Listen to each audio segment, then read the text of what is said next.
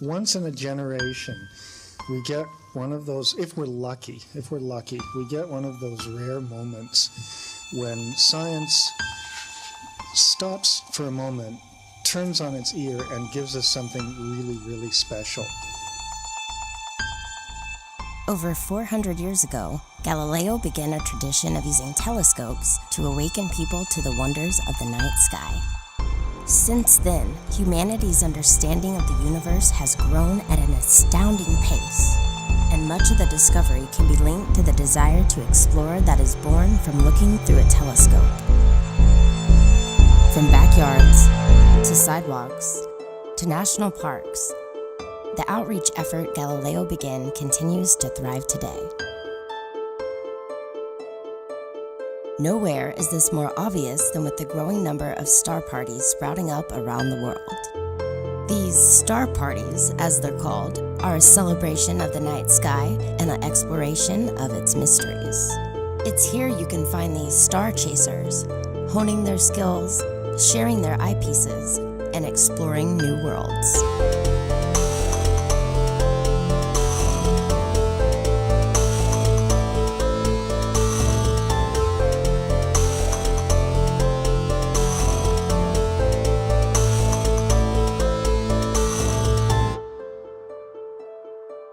Well, I spent 22 years in the Coast Guard, so I spent a lot of time out in the ocean, and we actually use the stars for navigation.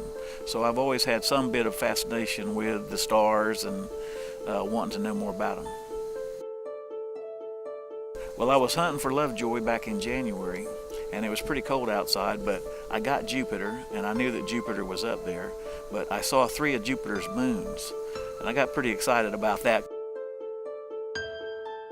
Any object that you have now in astronomy, there is a lot to look at and a lot to study. What I'm trying to do tonight is take photographs of the sky, nebula, galaxies, anything that I really think of that's interesting to me. And it's really 2 parts. I've got a telescope and a computer. The computer drives the cameras that are on the telescope and allows me to download images as they take place off of the camera. It's a relatively long process. For one total image, I might spend somewhere between 1 and 2 hours.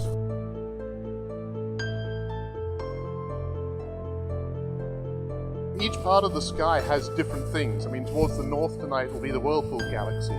Over here, early in the morning, will be Orion and M45, the Pleiades. So, there's plenty to see, and there's a whole lifetime plus of work to do.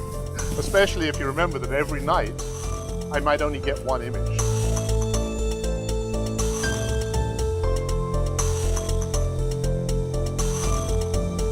I've been involved with telescopes for approximately the past 20 years.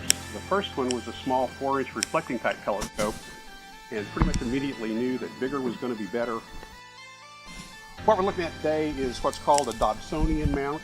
It's a reflecting telescope, which means it uses primarily mirrors to gather the light so that you're able to focus on whatever object that you want to, as opposed to a refracting telescope, which has a glass lens in the front of the tube that allows you to focus the light on back to the back of the telescope.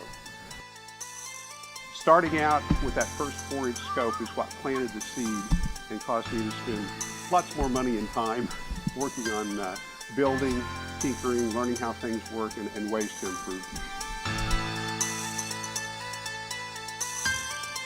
The first time I went stargazing was this place called Scopeville in Parker, Kansas. I was about 10 years old.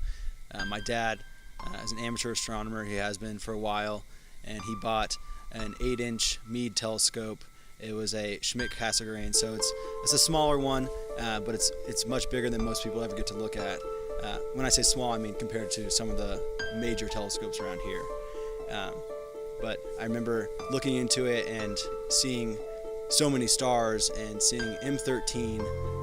It's a really eye-opening experience, and I don't know, it kind of makes you feel more in touch with nature and reality to see the awesomeness of space. From that point on, I was hooked. When I come out just with my dad, we look through our scopes and we have a great time, but when you come to something like this, people have spent a lot of their money on telescopes because there are semi-professional astronomers here, and they bring something else to the table that you just can't get unless you go to an observatory. So that's one of the main reasons why we like coming to events like this.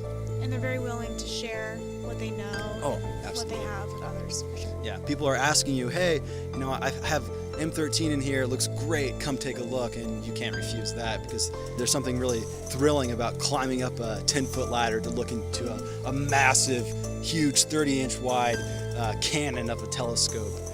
It's really exciting.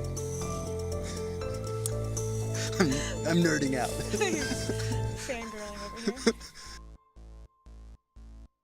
It's not just the mysteries of the night sky and the massive equipment that make these events remarkable. Sometimes, it's the people you meet.